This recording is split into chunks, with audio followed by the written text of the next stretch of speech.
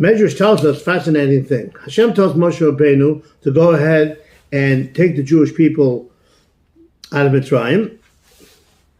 So he says, you know what? I got to ask my shver first. Pasuk says, "Vayelech Moshe vayoshev and yesel chosno." He went ahead and he returned to his shver, and Rashi says, "Lito Rishus," to ask him permission. He says, "Ribbonu Olamim, Master of the world, I can't just go without asking my shver permission."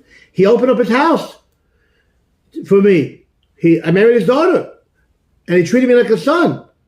Somebody who opens up his house to his friend, so his life is owed to him. That is the Medrash. We have to think about this for a second. We're talking about not just, that he go ahead and said, go to the Publix and get me a candy bar. We're talking about a major shlichus, taking the Jewish people out of Mitzrayim, saving Klal Yisrael. So he has to ask his father-in-law. Why is that so important? Hakos HaTov, the idea, hi to you too, Tzvi. Hakos HaTov, the idea of showing appreciation, is not just a icing on the cake. It's the cake itself. You can have great icing, but if you don't have the cake, where's the icing going to go? Hakos HaTov is such a major ingredient. It's such a major part of our religion that without it, the whole shlichus would be lacking. Similar to what we said in the last one, that Moshe Rabbeinu thought that even though it's a great thing to take the Jewish people out of Mitzrayim, but if I would be, knocking off the covet of my brother, the whole thing wouldn't be Kedai. And that's the same thing over here too. You could do great things, but you got to make sure that you do it in the right way. Now, it's interesting that we're talking about Hakos HaTov. Who gained from this relationship?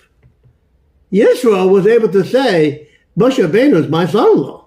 Okay? Yisro gained a lot from the fact that Moshe Rabbeinu was his son-in-law. He lived in his house.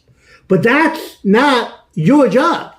Moshe Rabbeinu is teaching us the proper way to look at something. If somebody benefits you, that's the way you look at it. I benefited from him, I will show him my appreciation.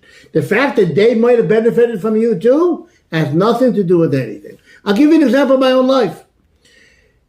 A certain person who has an institution set me up with a family who I still have a relationship with after all these years.